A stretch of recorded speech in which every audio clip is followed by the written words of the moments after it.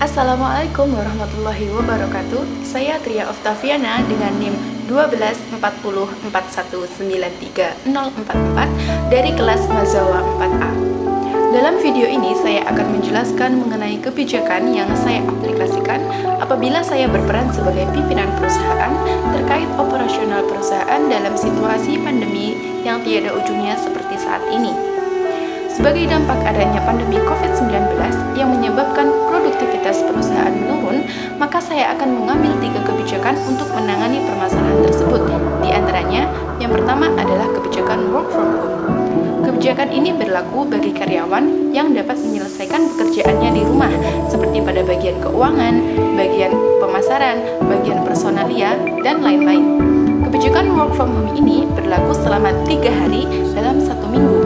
Untuk 3 hari lainnya, karyawan diwajibkan datang ke perusahaan dengan mematuhi protokol kesehatan secara ketat.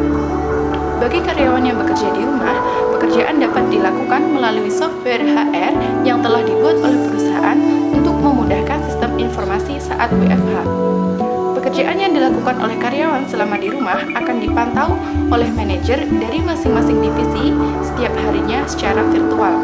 Kebijakan yang kedua adalah pemberian fasilitas kesehatan bagi seluruh karyawan, terutama bagi karyawan krusial seperti bagian produksi, gudang, ataupun lapangan, untuk memastikan produktivitas perusahaan terus berjalan. Hal ini dilakukan sebagai bentuk perhatian perusahaan terhadap kesehatan karyawan karena pandemi ini berkaitan dengan masalah kesehatan.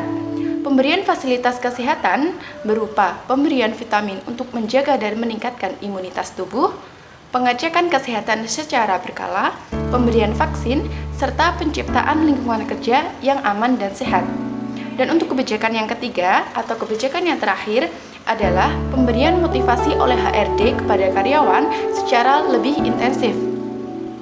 Adanya pandemi COVID-19 ini menimbulkan rasa khawatir dari para karyawan sehingga menurunkan produktivitas dan semangat dari para karyawan. Oleh karena itu, HRD harus lebih intensif dalam memberikan motivasi kepada karyawan agar semangat dan produktivitas karyawan lebih meningkat sehingga juga berdampak pada produktivitas perusahaan yang juga meningkat. Sekian, terima kasih. Wassalamualaikum warahmatullahi wabarakatuh.